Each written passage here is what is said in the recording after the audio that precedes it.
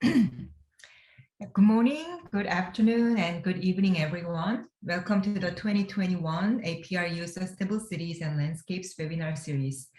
Today's session is about landscapes and health, hosted by Dr. Chunyan Chang and Dr. Poju Chang from National Taiwan University, focusing on human landscape experience, innovative technical tools, and application of healthy landscapes and healthy people. And this is our sixth webinar session in our series. So thank you so much, everyone, for joining us. My name is Yegang Go, Program Director of the APRU Sustainable Cities and Landscapes Hub and the Associate Professor of Landscape Architecture at the University of Oregon. Before we get started today's webinar, I just want to mention a couple of things about APRU and our Sustainable Cities and Landscapes program. So for those of you who are not familiar with APRU, first of all, APRU is the Association of Pacific Rim Universities.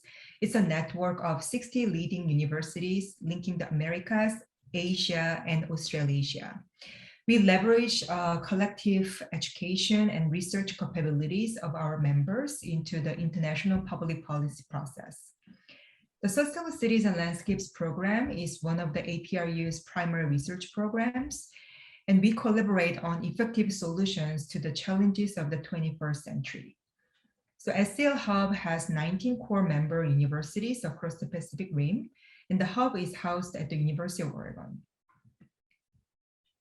And the SCL Hub successfully held 4 annual conferences in Portland in 2017, and Hong Kong in 2018, and Sydney in 2019, and Auckland virtually in 2020. And each conference offered various activities that students can participate in, such as research working groups, a design field school, a student design competition, and a research symposium for PhD students. And this year, instead of our annual conference, we offer a live webinar series organized by our working groups, celebrating our 5th year. So today's webinar is hosted by the Landscape and Human Health Working Group. And thank you so much again, Dr. Chunyan Chang and Poju Chang, the co-leaders of the working group and the wonderful speakers for today's session. And after today, there are 4 more bi-weekly thematic webinars on the road, including urban stormwater management, renewable energy, and vulnerable and climate justice communities, and intertidal zones until mid-December this year. So after today's session, our next webinar will be hosted by Professor Ken Yoakum from the University of Washington and Professor Victoria Chance from the Victoria University of Wellington. So the webinar will be about cultural perspectives on urban water management in the Pacific, policy, planning, and design. And this will be on November 8th, 5 p.m. in Pacific time. And so this webinar will discuss the anticipated and realized changes in urban water management in responses to more frequent flooding and polluted waterways. It will highlight case examples from New Zealand, Peru, Taiwan, and the US of community and cultural partnerships that are building innovative strategies to address these impacts across the countries to local scale. So I hope you continue to join us and explore how cities and regions across the Pacific Rim address climate change and social equity to achieve the United Nations Sustainable Development Goals. Please contact us through email, visit our website, Facebook, or Instagram if you are interested in participating in our activities. Thank you and enjoy today's webinar. Now I'd like to pass on today's webinar's host. Thank you very much. Thank you very much. Thank you, Ikang, for giving us the introduction and of the background about why we have this webinar. So I'm very happy to serve in this webinar talking about the landscapes and health. I think for past decades that we are, as a landscape planner and designer, we are concerned about the how the environment impacts to our health. So especially a lot of articles being published is talking about how we get the evidence-based design and understanding about the environmental factors that influences our health. So today we are going to have 4 different presentations before our discussion. The first is Dr. Sarah Barron, and the second is Dr. Bozu Zhang. I'm going to talk the third presentation, and Sherry Hong, soon to be a doctor, will be introduced the fourth presentation. And we are going to use 4 different videos for each talk. And after 4 videos, we will start the Q&A session and welcome the questions for all the presentations. So allow me to introduce Dr. Sarah Barron. She's going to introduce the related theories of human landscape experience. Okay, Dr. Barron, please. Thanks so much. I think we'll just play the video. Shelley, if you don't mind playing the video. So this presentation is designed to just set up and get you sort of ready to enjoy the next 3 presentations. I'll let Shelley play the video. Hello, everyone. Thank you for attending our seminar. We are honored to present on behalf of the Asia Pacific Rim University's Landscape and Human Health Hub. I'm Sarah Barron, presenting from the University of Melbourne, and I'll be sharing some pieces from the first 2 chapters of our book section on behalf of co-authors Chang-Chun Yan, Michelle Chung, Hongxi Han, and Yeyu Chen. Urban natural spaces can be sites of psychological restoration that improve physiological well-being and contribute to overall health for people living in cities. Though our cities differ in composition and our cultures have different conceptions of nature, urban residents across the Pacific Rim appear to benefit from some interaction with nature. Urban nature is situated within a diverse range of landscape types: green spaces such as parks and greenway corridors, as well as blue spaces such as waterways and shorelines, and gray spaces such as redesigned industrial lands and hybrid infrastructures. The authors of this section come from diverse backgrounds and urban situations, yet we all have the shared experience of living in or near cities that are growing in population and density while losing green space. This book section highlights the great benefits that come from interdisciplinary collaboration, and we encourage increased collaborative efforts across the Pacific Rim to share research outcomes, case studies, challenges, and opportunities to increase the nature experience of our cities.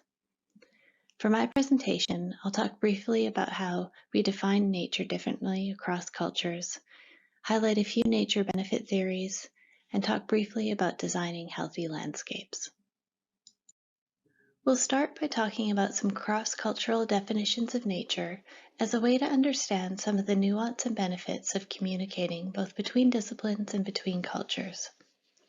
The definition of the word nature is often used in Western cultures in contrast to culture, but as Jensen and Marita argue in 2017, even in the West, the dichotomy between nature and culture is far from straightforward.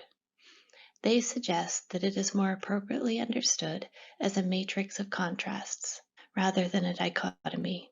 This creates tension and difficulty in finding translations for other cultures so that we can communicate. For example, the Japanese translation of nature as shizen was chosen in the early part of the 20th century, in part because of its contrast with sakui, which translates as an action or artifice that has changed according to human will, thus representing the nature-culture dichotomy of Western thought at the time. But shizen was not a noun, and instead referred to the constantly changing processes that should not be intervened upon in order to create harmony in the universe. Shizen is closely related to the traditional Mandarin ziran. Ziran is a Taoist concept that can be defined as indicating movement and the operation of all species, but did not originally refer to physical objects. While translations were evolving as Eastern and Western cultures were interacting, the Japanese shizen was the earlier translation for nature. Over time, ziran became increasingly adopted as the Mandarin translation of nature because of its similarity to shizen. Both shizen and ziran describe the instinctive and spontaneous nature of substances, which is very different from the external materials suggested in the Western concept of nature. In common, the Western nature, Japanese shizen, and the Chinese ziran all speak of the ways of the material world and don't include any form of supernatural powers. This is different in the Malay word used for nature, alam semula jadi. Ho Abdullah and Hashim in 2009 argue that the word alam includes the concept of rule by an all-powerful God. The word semula jadi translates to everything related to biological and geographical states.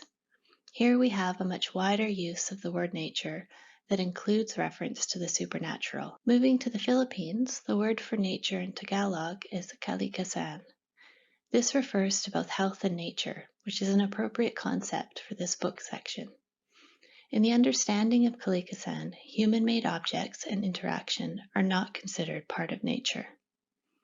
A concept in Balinese, jog, which means to fit perfectly into one's environment, fitting into a place in a way that you unarguably belong there without intrusion or attempting to manipulate natural growth and cycles. I hope you enjoyed this brief exploration of nature definitions from a small sample of Pacific Rim cultures and how it highlights how culturally rooted attitudes toward nature might affect human actions towards or within nature. The understanding of nature in different cultures connects to a diverse range of philosophic and aesthetic traditions that require nuance in design response across the region. To further complicate matters, nature, however you conceive of it, is not the same as urban green space. This is another term which has many understandings, which are relevant to data collection and design of cities to improve human health. For example, urban designers might approach the concept using a binary gray-green diagram of urban form to understand green space. This simplicity is reflected in Jorgensen and Gobster's definition of urban green space as open land and its vegetative cover. In 2003, Swanwick et al. Argue that the term green space is used to emphasize that the green environment of urban areas is about more than only parks, gardens, and playing fields. These simple definitions do run the risk of missing the nuance and complexity of the range of green being planted in modern cities. Green roofs, green walls, modular plantings, vertical forests are all being explored to increase the number of plants and thereby potential for nature contact.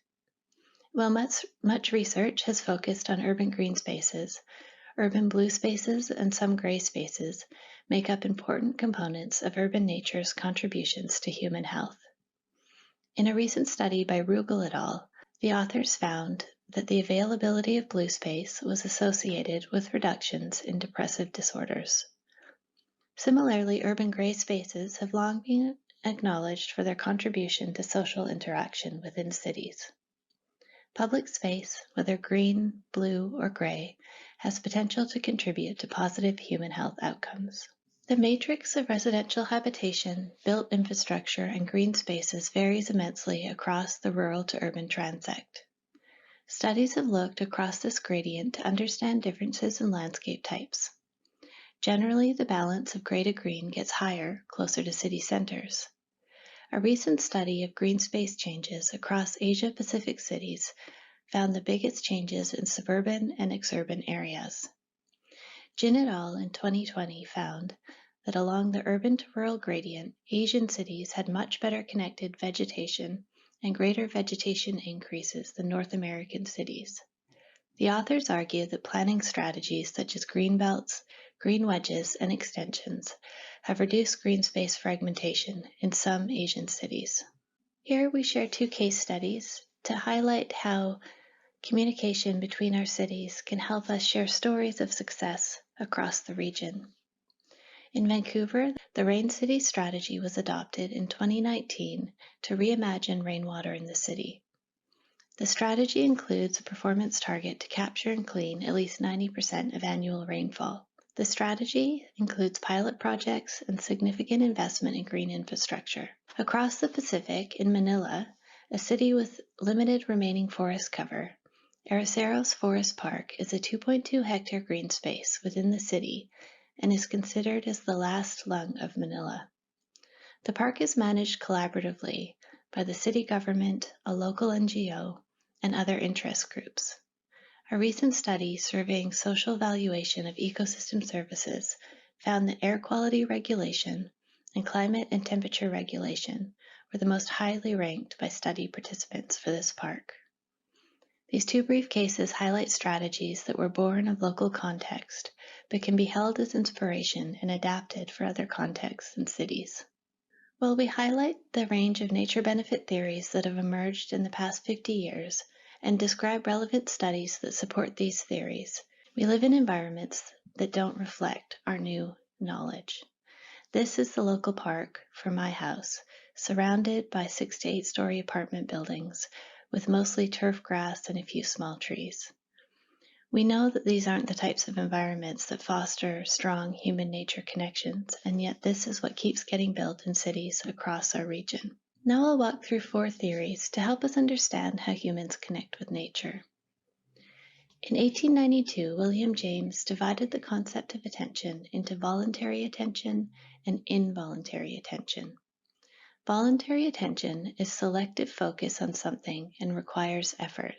However, when people continue to focus on something for a period of time, mental fatigue occurs. Involuntary attention, on the other hand, happens when individuals are easily attracted to external things without requiring any effort.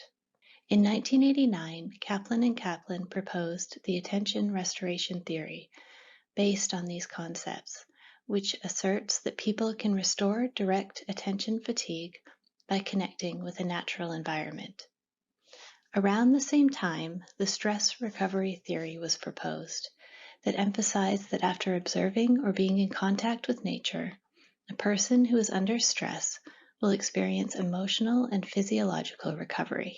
The result of Ulrich et al.'s 1991 experiment found that compared with urban landscapes that had more blocks and traffic, natural landscapes with plants and waterscapes are better able to restore stress pressure. Originating from mainland China over 5,000 years ago, Qigong is a traditional form of meditation designed to nourish the vital energy, or qi, in one's body. The Eastern philosophies of Taoism and Confucianism both emphasize the concept of the unity of humans and nature.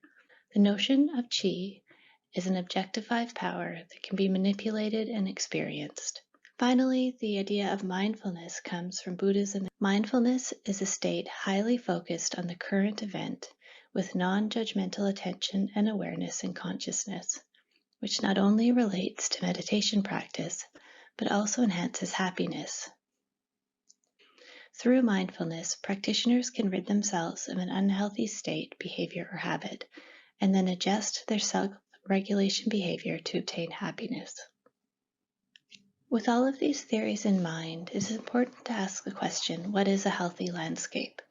Landscape designers pay a great deal of attention to the balance and compatibility of elements, materials, features, patterns, and processes to create space and place, or to merge with the local landscape. Design techniques that enhance direct or indirect experiences in nature, provide positive emotion, attention restoration, relaxation, well-being, reduced stress. Landscape elements such as water, plants, lights, and animals are partially to wholly integrated to create rhythm, harmony, vividness, change, and rich information to provide opportunities for humans to engage with nature. On the one hand, these design techniques strengthen the relationship between people and places, and while they also provide a restorative and emotional connection. Landscape and urban design is mainly used to create space through ground, vertical components, and the sky.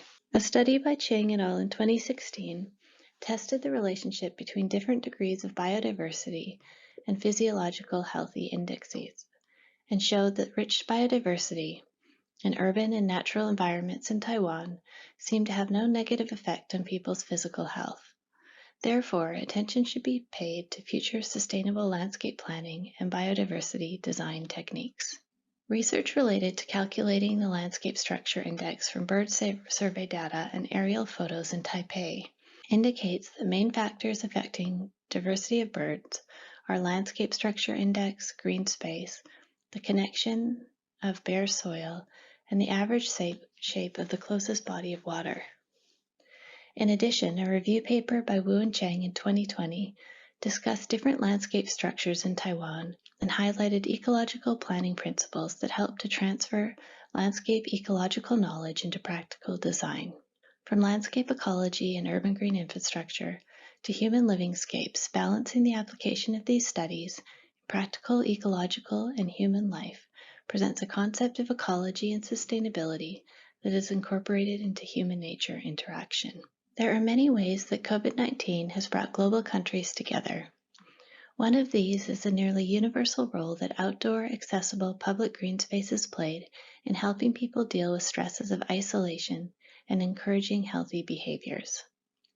Many people intuitively sense a connection between well-being and nature exposure, yet scientific theories about this relationship are still evolving and gathering data. The international research community needs to continue gathering and analyzing data to help better understand people's experience of increasingly finite urban natural space. The Pacific Rim research community has an important role to play in quantifying and communicating positive messages of urban greening for human health. Thank you so much for listening. Thank you very much, Dr. Barron. I think this is a wonderful presentation, give a very thorough introduction for us to understand the theories and studies being adopted to uncover the relationship between the landscape, especially nature landscape and human health. Thank you very much. Okay, so I'm going to introduce our second presenter, Dr. Bozu Zhang. Dr. Bozu Zhang is going to introduce the related policy on urban green spaces for us. So I think it's quite important for us to understand how to get the understanding of the landscape and human health and turn into the policy to make it come true. Okay, so I'll turn to Dr. Bozu Zhang. Okay, thank you for the introduction. I'm Bozu Zhang from National Taiwan University. So could Sherry please share the video for me? Thank you.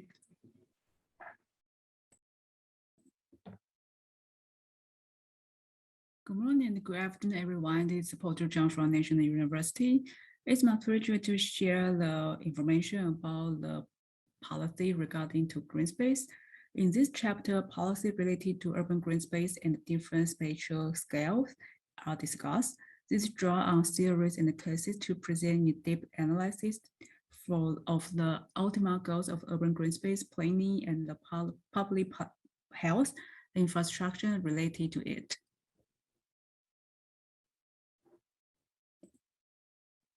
Since the 1990s, the WHO has investigated the ways in which harmful environments can affect public health, and the organization has developed the concept of the environmental burden of disease with relevant addresses, investigating various environmental stressors such as noise, air pollution, secondhand smoke, climate change, and water pollution.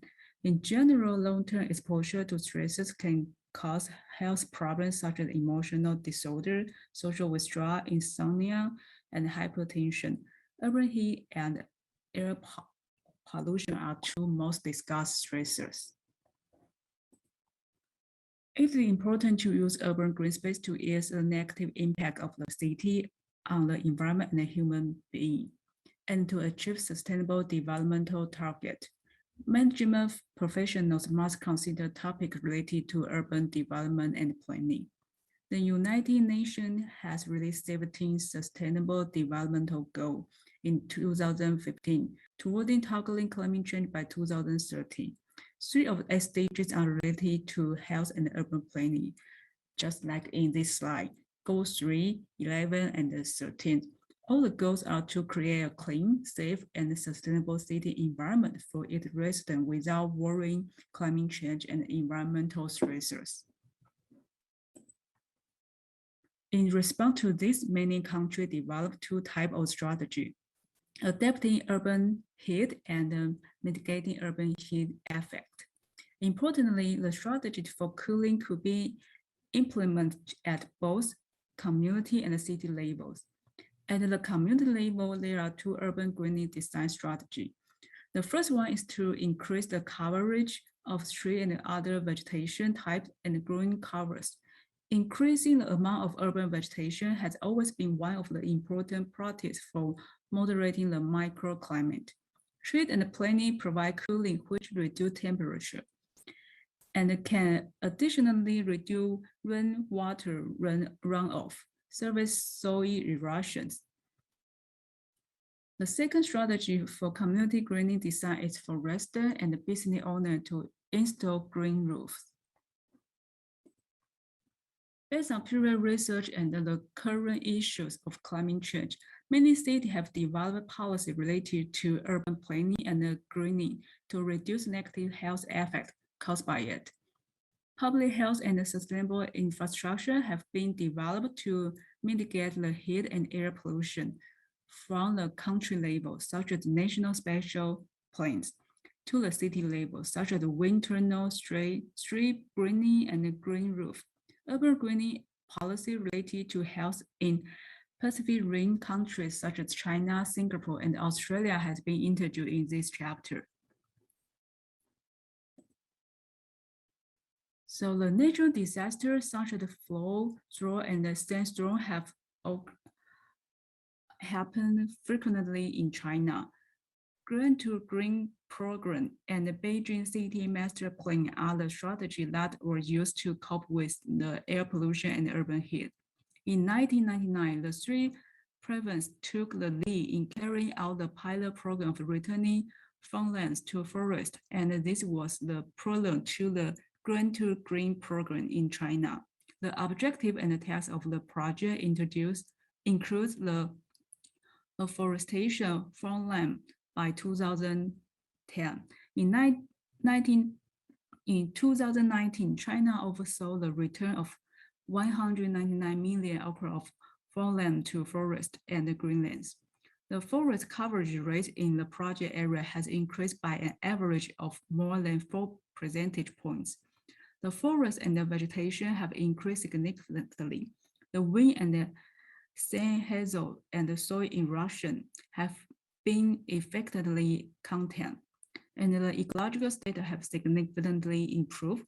Each year, the total value of the ecological benefit generated in the aspect of water and soil retention, wind and sand fixation, and the oxygen release amount to 1.38 trillion Chinese yuan.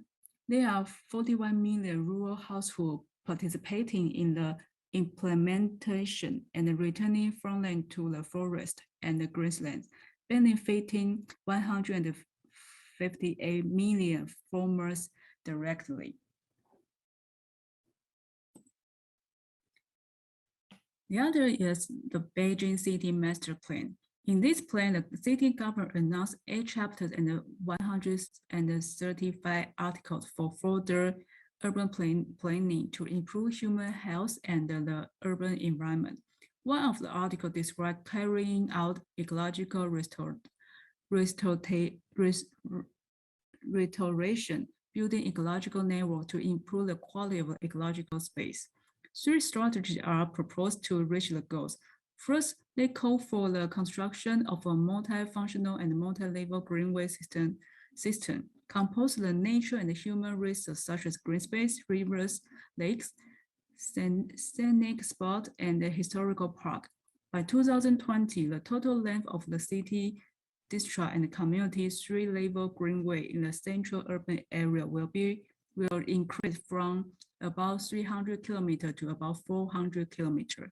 The second strategy involves the construction of a multi-level ventilation corridor system. Leaders plan to build and improve the system in the central urban area to improve the overall air circulation in the built-out area. Next, they plan to construct a network of blue infrastructure for the symbiosis of water city. With the master plan, a greenway system, a vegetation corridor system, and the blue net can serve as infrastructure that help deal with the serious climate issues and the urban heat and air pollution, which may in turn affect human health. The other case is in Singapore. Singapore has about 8,000 people per square kilometer, making it the third most densely populated country in the world. Therefore, Singapore has pursued a compact, high-rise, high-density urban development. However, despite its high build and population densities, Singapore is known as a very green city. It does this through a high degree of greening and its buildings and green space system to maintain urban biodiversity and create a more livable environment. So Singapore has pursued the urban greening as a cornerstone of its urban development approach for more than 5 decades. Urban greening was pursued as part of master planning of the city, which consists of a concept plan and a master plan. The first concept plan in 1971 was formulated with support from an earlier consultation report produced by the United Nations Development Program, and it laid the foundation for a systematic and rational process of land use planning in Singapore till today. The concept plan further guides the master plan. The master plan is a midterm plan that guides the development of the city in 10 to 15 years. It also contains proposed items related to density of land use, which are reviewed every 5 years.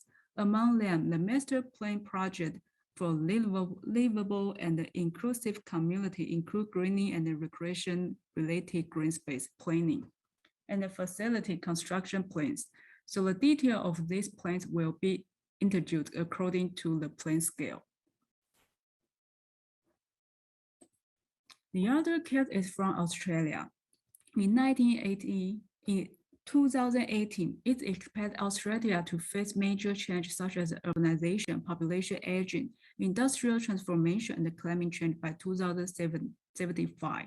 In this regard, the government pushed forward the 15-year planning vision report, Building and Moving Out, with the goal of building a compact city with social, economic, and developmental sustainability, as well as sufficient job creation. In addition to economic development, the primary purpose of the report is to promote the accessibility and the livability of the city along with health and quality of life. It also focuses on pursuing a higher nature environment and a high quality built area with nature and the built environment. The responsibility of mitigation the heat island effect is not only on the central government, but it also needs to be coordinated with regional and local government to make it possible to reduce the intra-urban heat island.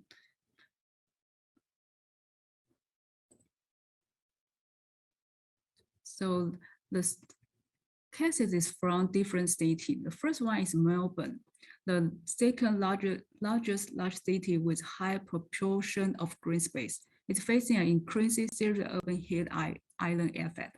In this regard, the city government's policy formulation on the two topics of greening the city and the parks and the public space is to retain more space, green space, and greening, and thus slow down the urban heat island to improve environmental quality. The green infrastructure spatial configuration is one of the important strategies for urban greening, along with planting trees in green space and adjust to the streets, providing clean air and water, and reducing air and surface temperature.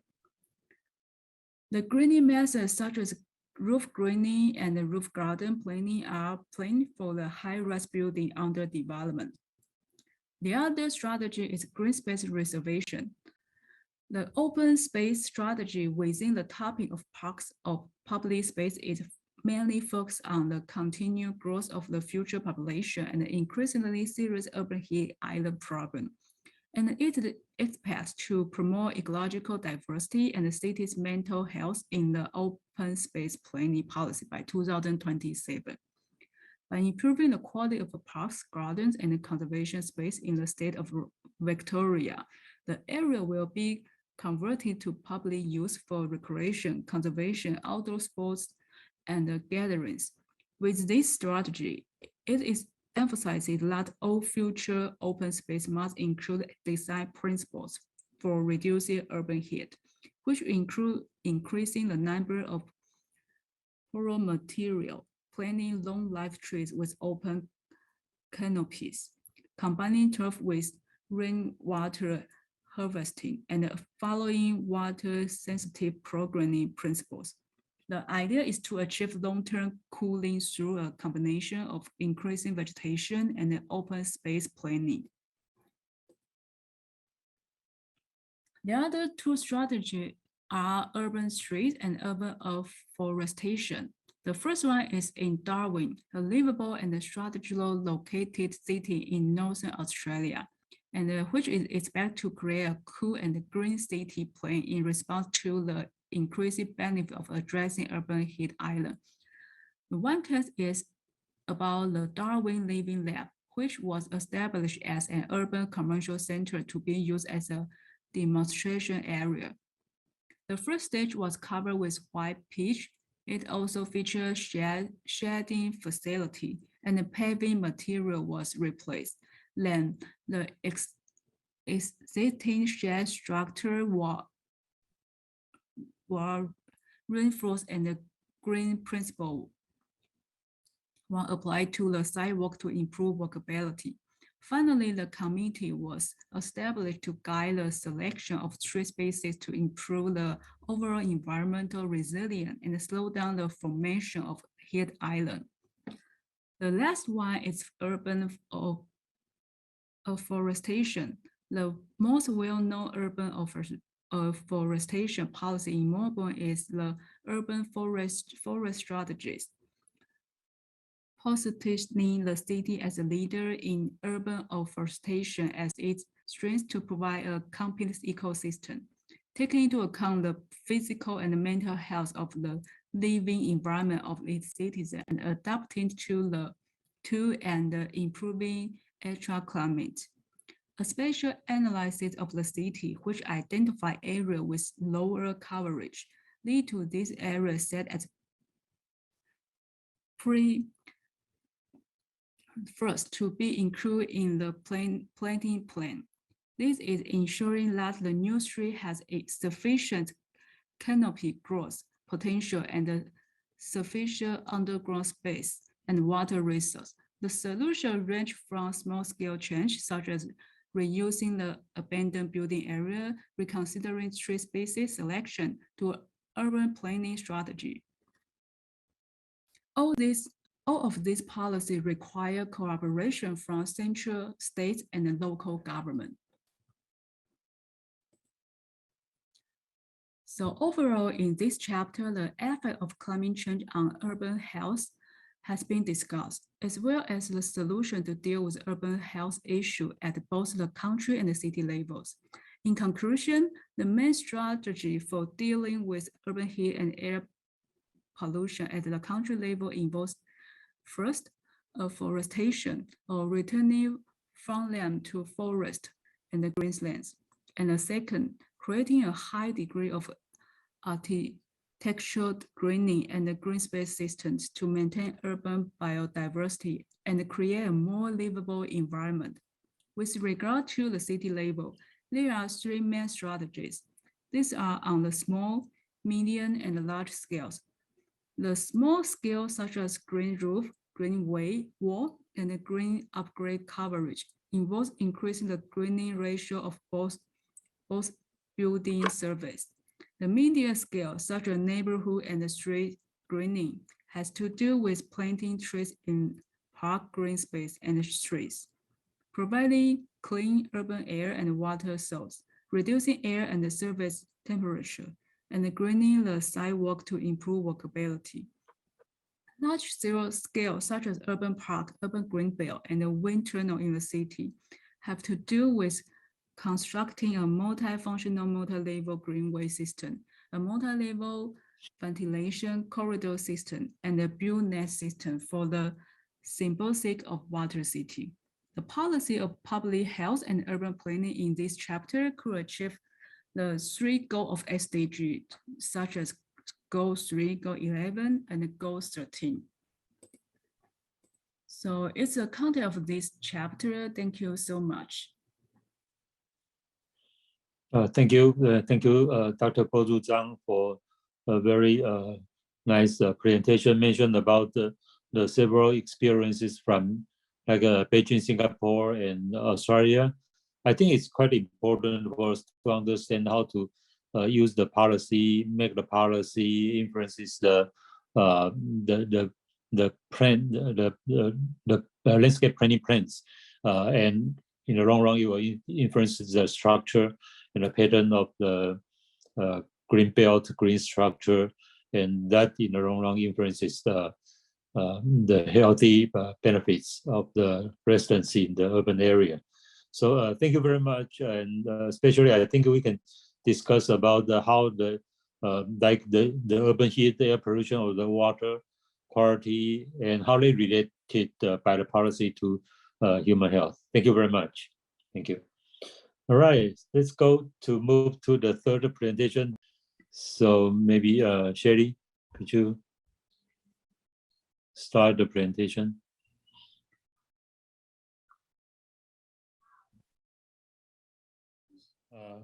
I'm very happy to have this opportunity to share our study results and understandings about how the benefits of contact with nature. So as we know, there are so many studies and theories that give us the evidence and understanding and concept of how we can get benefits from nature. From the biophilia theory, prospective refuge theory, talking about the evolution concept of why people need to contact with nature, why people love to contact with nature.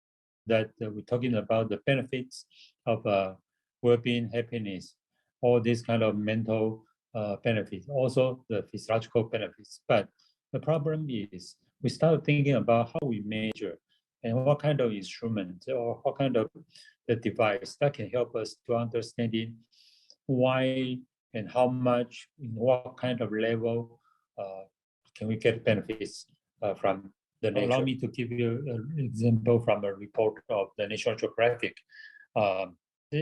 In this report, it's talking about the spiritual states of the Japanese monk.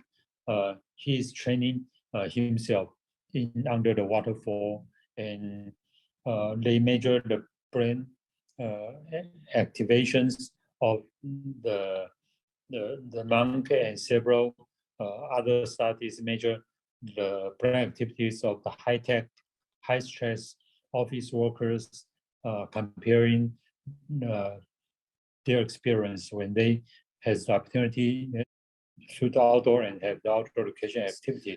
Those people compared to their daily works. So the first instrument is the biofeedback instruments. Biofeedback instruments has been popularly used for see the stream or see the seizure.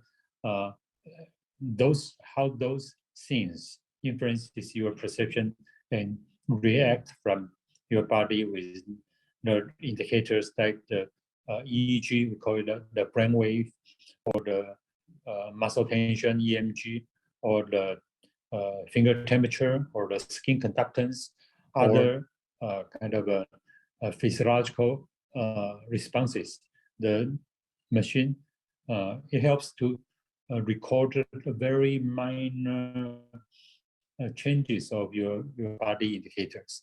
So for example, if you're getting nervous, the blood volume of the fingertips are lower. So stressful, or how tension you are in that kind of situation. So we use this instrument in the therapeutic landscape studies, we use this kind of the instruments to show different types of the environmental settings and ask the respondents to imagine if you were in that kind of situation, how you feel, how you react to the environment. For example, like you're sitting in the park, how you feel the stress level by measuring the muscle tension, by measuring your brain wave, by measuring the skin conductance to see how your reaction to the settings that you are. The second instrument that I would like to introduce is the MRI machine. The fMRI machine is getting more and more popular or more and more available for the social science or humanities science to measure the psychological responses with the brain activities, which measure and testing the relationship between the mind and brain. So how do you feel and how your reaction in the brain activities will be scanned and to record it. For example, if you are thinking about something or design or planning some proposal, you use your prefrontal cortex to think about and synchronize, to think about how to make the plan more complete and applicable. So in the process of your thinking, the blood goes through the brain. Let me give you an example for the depth cues of the environment. So depth cues theoretically are related to the prospect concept, to the stress level, to the environmental aesthetics. This is the real landscape that I took from mainland China, the Guiyang International Airport. As you can see, the layers of the mountain gives you a very good example about the depths of the landscape. And also from the United Kingdom, Williams, he drew the mountain with different layers. As you can see, he kind of represent the beauty of the nature landscapes. And also, Garden Museum in the Suzhou has the garden that built with the artificial arrangement, but to represent the nature scenes with the depth cues. This is in the Pennsylvania Berkshire State Forest Park in the Pennsylvania, United States. People to go to the environment and have their experience with contact with nature. So as you can see, we use the simulation video to represent different ways to approach your goal with different pathways, and the different sequence and different depth experience in the while you're approaching the target, which is free to approach or being regulated to approach. They provide different experiences. With this kind of study and simulation, we can measure the psychological and physiological responses. Psychological responses will measure the emotions like the arousal and the pleasure level of the emotions. So with the permeable hierarchical depth cues, they provide astonished and delighted, happy and arousal and a little bit tension and a little bit relaxed experience. Different reactions to the frontal lobe, to the parietal lobe and occipital lobe, and also the temporal lobe. That is a high-level visual process. So from the occipital lobe that you gain the basic signal, and with a high-level visual process, and also go to the spatial vision and also the aesthetic appreciation of in the frontal lobe. So I think that gives an example about how our brain react to different things, different landscape arrangement, and the psychological and the reactions also tells us why we have the preference and emotions or the stress release or the attention recoveries by the information from the environment. Okay, another instrument that we used is the attention test. For example, this study we used to test the awareness of street trees under attention. As you can see, the upper row is the street scenes from the New Taipei city in Taiwan, and the second row is a simulated street landscape with street trees. In this study, as you can see on the table 1, we use the no tree scene, minimum awareness tree scene, moderate awareness, and heightened awareness. Let me explain what's the minimum, moderate, and heightened awareness. In the minimum awareness, we only show the trees with a very fast 0.03 seconds that you are not able to aware according to the physiological mechanism. And moderate awareness, we just leave the trees for you to see. And heightened, we ask the respondents that you try to name the species of the street trees. So they have to very focus on what kind of the tree, and they have it's a kind of method to force them to aware there is street trees in those landscape scenes. So we test the before and after digit span backward test. What is digit span backward test? Is we give you a string of number like 3516, and you need to remember and repeat in reverse, like 3516. Then you need to answer 6153. If it goes twice, if you fail, then you start on the digit number. So as you can see, the digit number is average is from between 6 to 7. Before that and after that is 6 to 8. And as you can see, the heightened awareness does increase the abilities to remember and improve the attention. And the no tree, that means the city urban landscape, that decrease the ability of their attention. So it's a very scientific attention score evaluated by these methods. And as you can see, minimum, moderate, and heightened street trees do give the significant improvement on your attention test. So this is the tools that we use, popularly used in the attention test, and is scientifically being adapted to measure the attention level in contact with nature. And the third is the Mri machine that we use to compare different types of the brain activities with the city scene, mountain scene, forest scene, and the water scenes.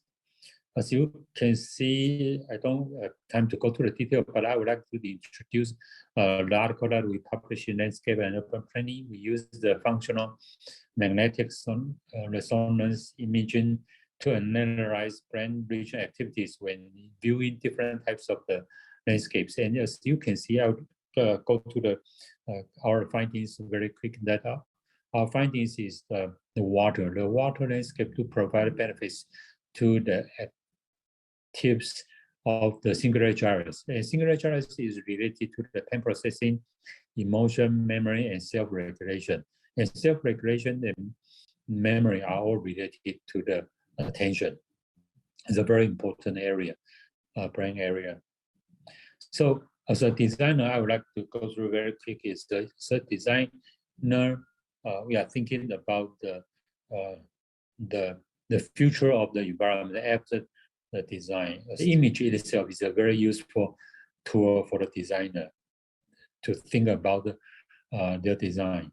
So how can we put this kind of the nature in our design? So we start to think about when we talk with the residents of the communities, how they like and what they like, what kind of landscape they like, and how the landscapes are scientifically evaluated with the healthy scores, like the perceived naturalness, perceived restorativeness scale, or the preference. We make the images carry the healthy scores for the design to improve the space before and after. And we also introduce a health cloud app that you can download from the Apple Store to answer a questionnaire from the Apple Watch and record the environmental information and upload to the cloud. So I would like to say in the future, we can use the AI and the big data to analyze the benefits that we contact with nature. And so from my talk, as you can see, from very basic landscape scene to the fMRI, to collect the activities of the brain, and to create environment that makes us opportunities to improve our environment, that get us opportunities to understand how we can get benefits from the nature environment. So this is overall, I think it's too small for me to explain, but I just want to show you the brain is affected by our nature environment that we contact. Final stage I would like to mention, we are not what we eat, we are also what we see, and we are also what we act. Our daily environment to influence us to our health. Thank you very much. Okay, thank you. So in my presentation, I tried to introduce some instruments that have been popularly used in the recent studies, like the biofeedback instrument, the brain scan devices, and the simulation questionnaire, the tools to evaluate the mental the reactions. So both psychological and both physiological indicators, there does some tools being used to give a very scientific measurement to support the evidence of how the environment benefits to our health. Okay, thank you very much. And now we come to the fourth presentation by Sihan Hong, soon to be the doctor in as to Sihan. Thanks for introducing me. And now I'll share the screen and play the video. Good morning, everyone. I am the presenter, Sihan Hong from Department of Horticulture and Landscape Architecture at National Taiwan University. As all of the experts mentioned previously on nature and urban green space of human benefits. Now I'm going to share our idea of how to bridging the knowledge action gap. Here is the list of the authors who have been working on this topic. In this presentation, we try to emphasize on using scientific knowledge to the improvement of human health in urban area, leading to what we define as a knowledge action gap and science action gap. Landscape research and design involving in multiple disciplines such as the ecology design, psychology, and sociology. Based on the evidence researches, designer could combine those results with critical and graphic thinking to practical projects. And what is a gap? Why is the gap exist? The gap between science and society exists. We could refer to the process of complication on building an evidence-based landscape and health design. Also, there is a need to clarify distinction between science and pseudoscience. due to the misunderstanding of promoting all good things with nature. Moreover, a lack of general resource could be hard for application with the decision on putting evidence in practice. Why shall we pay attention to this topic? Nowadays, urban dwellers are becoming dissociated with the nature environment and with the unsatisfactory physical environment, such as poor air quality, noise pollution, and heat stress have several negative impacts on our health. And due to the increasing population in cities, green space have been replaced by skyscrapers and apartment buildings. However, urban residents still need to find a place for one to escape and restore their psychology and physical health and well-being. It will be a critical issue for people to heal themselves with urban nature daily. While nature as health has been proved by lots of after researches, and green space in urban might provide configuration and composition dimension of landscape that could evoke our different sensory experience with the landscape. As we can see in this photo, it is a green area that provides leisure activity with restorative elements such as fascination, compatibility, reflection, rigidity, spaciousness, and those could restore our mind and body. How can we prove those benefits of nature? And what is the evidence base of landscape design? A 2015 study integrates related theory such as biophilia, savanna theory, stress recovery theory, attention restoration theory, which can link those concepts with landscape attributes and transfer them into practical landscape design. And here is the framework of what our Healthy Landscape, Healthy People Lab has been working on bridging knowledge action gap and science action gap. The lab step show the related landscape theory, as mentioned before, and with the right side show how we measure from the subjective and objective perception to know why nature benefits us. In our lab, we use a qualitative and quantitative methods with the updated technology, such as the Google Vision AI, healthcare app, biofeedback, wearable device, fMRI for the data collection, and to answer our research concept and the research hypotheses. And now I'm going to present what we have done on linking research to application. The first study is to explore the benefits of urban gardening. From the study, we collect and integrate the benefits into three parts. The first benefit is for environment, such as the visual, sustainable issue, and the second benefit is for the society. As we can see, urban agriculture is good for the food security, and it could reduce poverty, increase job opportunity.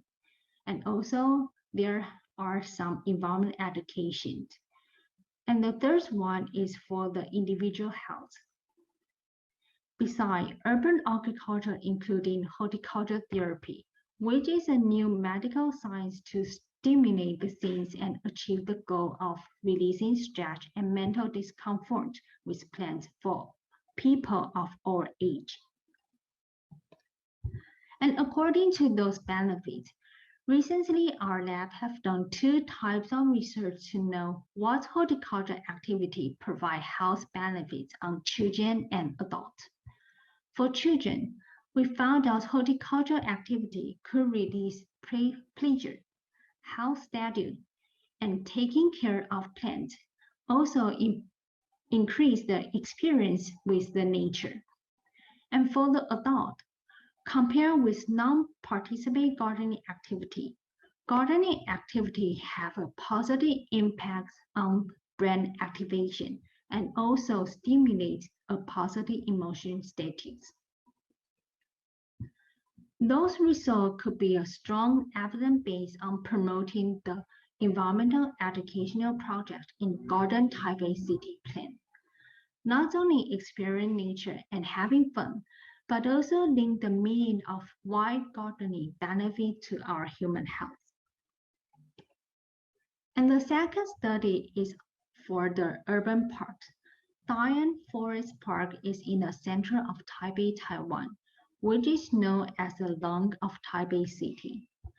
In the study, we try to know which settings could provide help. We do an investigation on the park. We record the environmental attribute and link them with the related landscape theories, such as attention ratio theory and the 8 perceived sensory dimensions. As doing so, we try to verify our research concept with the hypothesis. What we have done is we asked the participants who work in the hospital to walk in Dian Forest Park 3 times a week with wearable device, that we can have a better understanding of their physical index and the surrounding environment. Compared with the barren urban streets with no green infrastructures, people who walk in the urban park could reduce anxiety and feel a sense of relaxation. And according to the investigation and the empirical result, we hope to put forward for the landscape design of improving the park in the future. And the third idea is an application of using Health Cloud app to collect individual or group healthy data in all kinds of research designs. Here is a short video that introduces what is Health Cloud and what can we do for using this tool.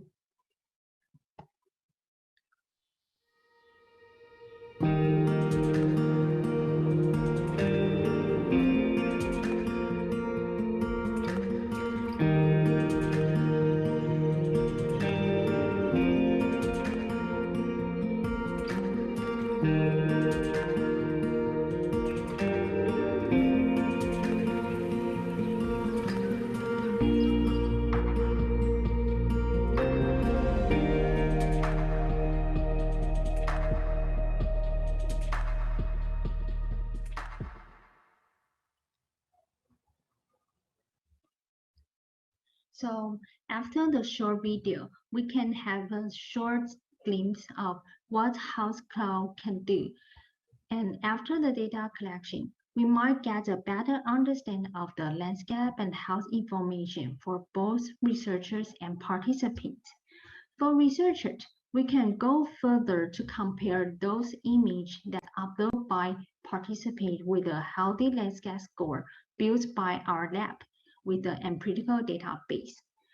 And for the participants, the landscape and the health information nodes could give them a basic knowledge on linking their health with the surrounding environment.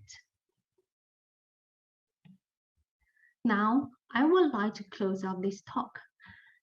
As bridging the knowledge action and science action gap, we have to call for action of all disciplines and stakeholders to take steps and to adjust the research outcome into practice. Moreover, in order to foster interdisciplinary understanding and improving the issue on landscape and human health, we need to combine the concepts with updated technology tools. By doing so, it could lead us to another level of our critical thinking and to repeated verification and contribution on social science. Thanks for your time. I'm really appreciate it. Thank you. Thank you very much for the nice and clear presentation. Give us the understandings of how different approaches to fill the gap in between the research findings and the applications. I think that would be very helpful for not only the planner designer, but to the urban residents to know why we need to and how we can contact with nature to get healthy benefits. Okay, so we have 4 presentations right now, and we have 30 participants here. So I think 4 different presentations give us a very broad understandings about the relationship between the landscape and human health. I mean, from the theory perspective, from the policy and planning cases, and from the tools that we use, and also how we apply the understandings to the practical use. So I think it's quite broad. And of course, I think all the studies is still going on, and I believe that all the researchers are trying to resolve some problems that we encountered. So, well, I should not take too much time. So, because we have only 10 minutes left. So, is there any questions that anyone would like to start first? No, I think okay. So I noticed that some of you are actually doing the related study here. Maybe not only questions, but questions, comments, or you have any suggestions for the studies?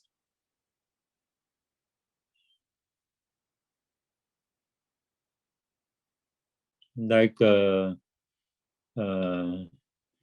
I noticed that actually that Dr.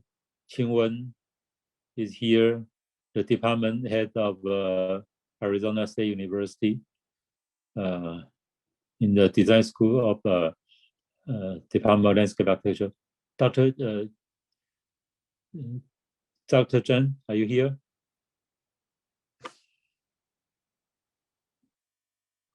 Hi, Qingwen, you want to give some comments?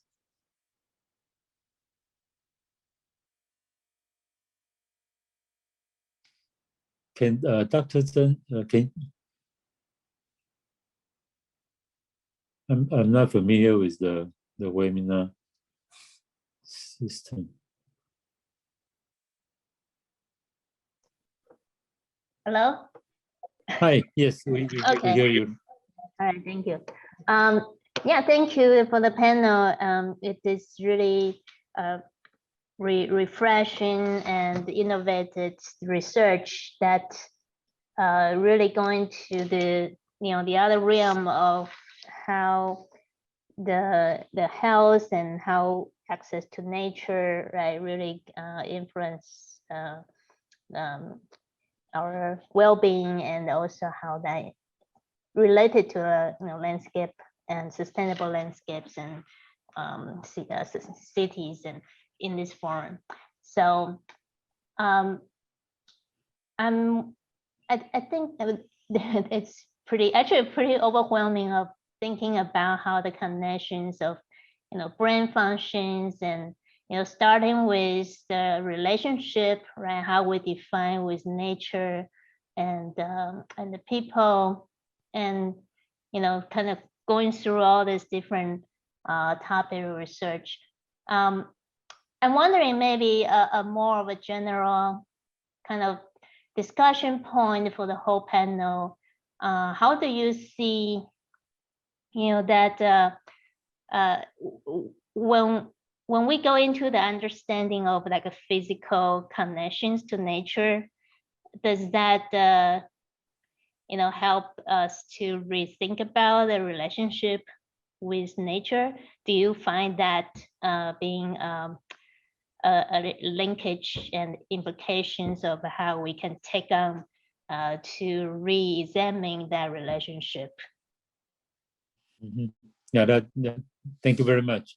That's a very important concept. Actually, as I know that Shelly is doing some research about the biophilic. I think maybe you can start first, and I will go to explain how the brain being influenced by the natural environment. You would like to talking about, or maybe Sarah would like to share something about you mentioned about the qigong. I think both of these are some very basic kind of, we call it how people connect to the nature genetically. Yeah.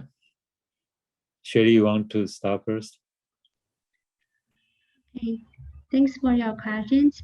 Now, according to my PhD thesis, I'm going to build a perceived biophilic design skill, which is from the Wilson and Kellert studies. And they mentioned that there are some environment attributes, such as the basic, like the sun, the water, the tree, and going to the human nature experience, like how do we link with the nature, the experience, like the sensory experience or restorative experience. So I'm going to know how urban green space can foster our healthy experience as we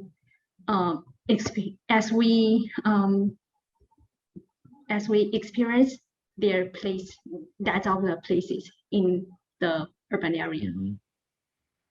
Okay, thank you very much. Sarah, you want to talk something about the from a theoretical basis or from the historical experience, how we interact with nature?